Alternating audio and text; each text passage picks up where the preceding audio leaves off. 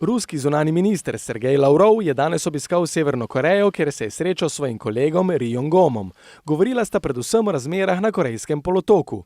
Obisk se je zgodil pred možnim vrhom med predsednikom Združenih držav Amerike Donaldom Trumpom in vodjo Severne Koreje Kim Jong-unom naslednji mesec. Lavrov se je srečal tudi s severnokorejskim voditeljem in mu dejal, da Moskva podpira mir in napredek na Korejskem polotoku ter zelo ceni deklaracijo, ki sta jo podpisala Pjongjang in Seul. Politična kriza v Italiji se nadaljuje. Celotna država namreč čaka na odločitev desničarskega voditelja Mattea Salvinija, ali se bo pridružil zadnjemu poskusu oblikovanja vlade in se tako izognil predčasnim volitvam. Salvini, vodja lige, je dejal, da bo resno razmislil o ponudbi, ki jo je dobil v sredo od vodje gibanja petih zvezdic Luigija Di Maia za skupno upravljanje države.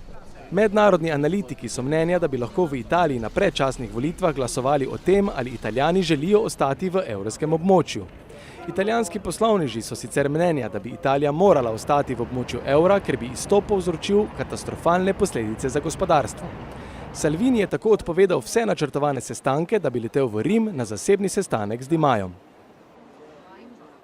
Večkratni olimpijski prvak v šprintu Usain Bolt trenira z norveškim klubom Strømsgodset in tako sledi sanjam, da postane profesionalni nogometaš. 31-letni Jamajčan, ki se je od atletike poslovil po osvojenih 8 zlatih olimpijskih medaljah, je namreč velik nogometni navdušenec. Upa, da bo v kadru norveškega kluba iz Dramna, ki leži 40 km jugozahodno od Osla, na prijateljski tekmi s klubsko selekcijo do 19 let.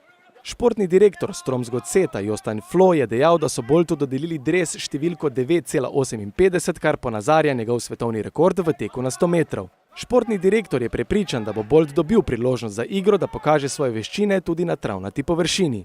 Sicer pa je Bolt velik navijač angleškega Manchester Uniteda, četudi je marca že treniral z nemškim prvoligašem Borussijo iz Dortmunda.